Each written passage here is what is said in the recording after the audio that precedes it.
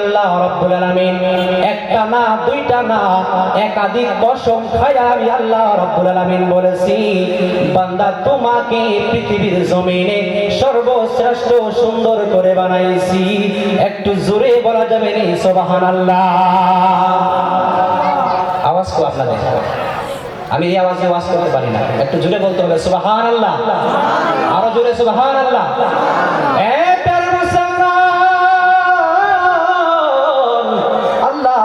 রব্বুল আলামিন বললেন ওয়াত্তিন, ওই আঞ্জির ফলের কসম আমি আল্লাহ খাইলাম, যেই ফলটাকে আমি আল্লাহ রব্বুল আলামিন দুনিয়ার কোন ফল বানাই নাই, যাকে জান্নাতি ফল বানাইয়া বান্দা একমাত্র তোমার জন্য আমি দুনিয়াতে তাকে সৃষ্টি করে দিয়েছি। নবী আমার বললেন, ও পৃথিবীর মুসলমান, ও দুনিয়ার বান্দারা রে, এই ফলটা এমন একটি ফল যাকে আমার আল্লাহ রাব্বুল আলামিন বানাইছেন, এর ভিতরে এত প্রোটিন দেওয়া আছে রে বান্দা, যদি কোনো বান্দা 1 মাস 1.5 মাস 2 মাস লাগাতার খায়, তার শরীরের মধ্যে কোনো শক্তির প্রভাব পড়বে না। একটু চিৎকার দিয়ে বলতে হবে আল্লাহু আকবার। আল্লাহ পাক রব্বুল আলামিন বললেন, ওই আঞ্জির ফলের কসম খায়া বললাম রে বান্দা, ওয়াত্তিন ওয়াজাইতুন, এবং ওই ছোট দানার কসম আমি আল্লাহ খাইলাম, যেই দানার দিকে আমি আল্লাহ রাব্বুল আলামিন এত ভিটামিন এত সুন্দর তেল আমি আল্লাহ রাব্বুল আলামিন বানাইছি, যাকে তোমরা জাইতুন নাম তেল দিয়া জানো। আল্লাহ বলেন, বান্দারে সুতরাং তাই নয়, আমি 2টা কসম খাইলাম। তারপরে আল্লাহ বলে ওয়াতুরি সিনিন, ওই পাহাড় তুর পাহাড়ের পর্বতের কসম খাইলাম রে বান্দা, যেই পাহাড়ের উপরে যাইয়া হযরতে মূসা আলাইহিস সালাম আল্লাহর সঙ্গে কথা বলছিলেন, এবং আমার আল্লাহ রাব্বুল আলামিন মূসা আলাইহিস সালামকে তাওরাত শরীফ ওই পাহাড়ের উপরে নাযিল করে তার সম্মান মর্যাদা বাড়াইয়া আল্লাহ বলেন, বান্দারে ওই পাহাড়ের কসম খায়া বললাম, ওয়াহাদাল বালাদিল আমিন, এবং কি ওই আমানতদার শহরের কসম খাইলাম রে বান্দা, ওই শহরের কসম খাইলাম একমাত্র কারণ হইল রে বান্দা,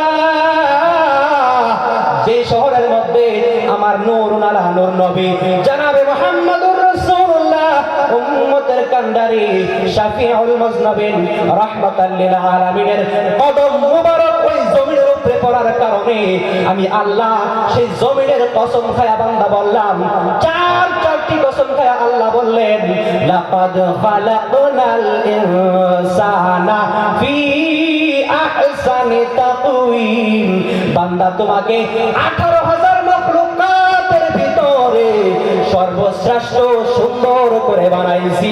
একটু জোরে বলা যাবে আল্লাহু আকবার। কসম কয়টা খাইছেন? একটাও কথা বলে না। কসম কয়টা খাইছেন? এরকম করে চুক্তি করে থাকলে ওয়াজ হয় না বাবা, একটু কথা বলতে হবে। আমি কি আপনাকে কি কামাবো না? আপনাদের কামানোর ইচ্ছা আছে? হ্যাঁ, জোরে বলতে হবে। কয়টা? কয়টা?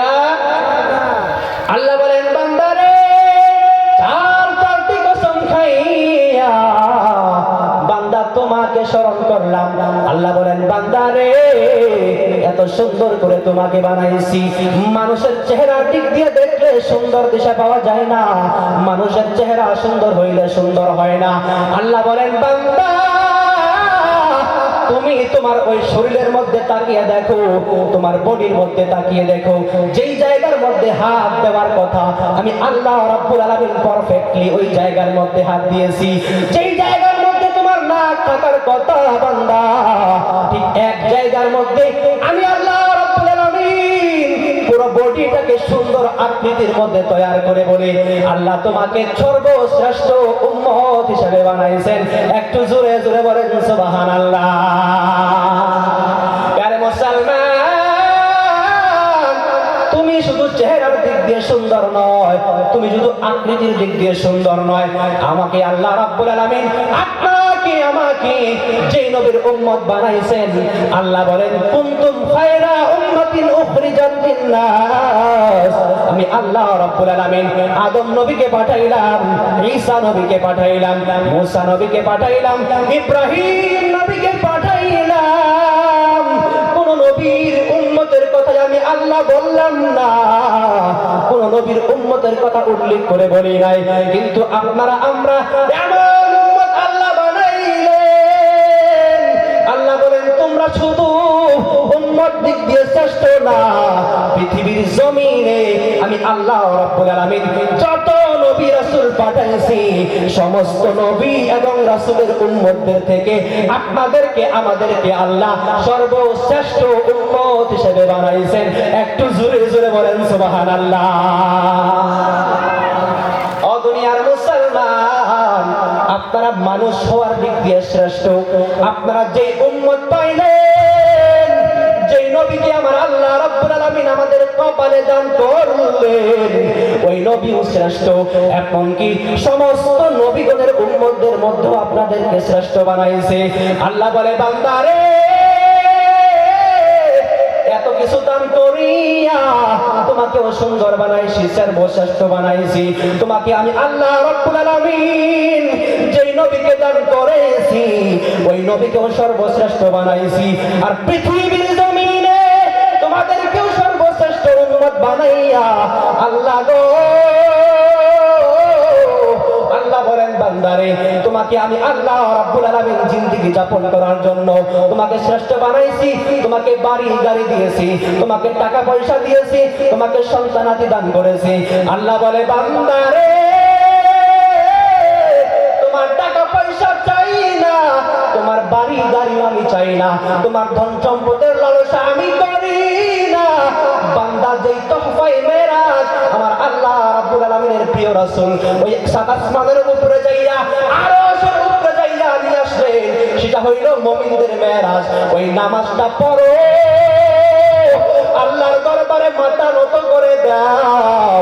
আল্লাহ বলে বান্দারে, তুমি যখন আমি আল্লাহর দরবারে মাথা নত করে দাও, যখন তুমি সাজদা করো, তুমি মনে করো তোমার সাজদা মসজিদের মাকার মধ্যে পড়তাছে, তুমি মনে করো তোমার সাজদা মসজিদের টাইলসের মধ্যে পড়তাছে, কিন্তু আল্লাহ বলে বান্দারে,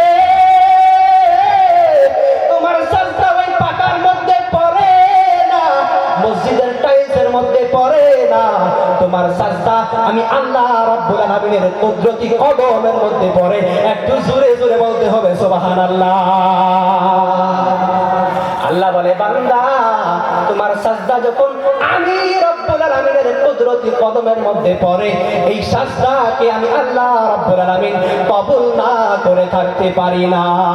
একটু আওয়াজ করে বলা যাবে সুবহানাল্লাহ, সুবহানাল্লাহ, বলতে হবে সুবহানাল্লাহ। প্যারে মুসলমান ও যুবক, আজকে তুমি কোন কাজের মধ্যে লিপ্ত হয়ে গেছো? আজকে তুমি কোন কোন কর্মের মধ্যে লিপ্ত হয়ে গেছো? আজকে মুসলমান এমন কোন গুনাহ নাই যে গুনার ভিতরে লিপ্ত না। জোরে বলেন কথা ঠিক না ব্যাঠি? আল্লাহ বলেন বান্দারে,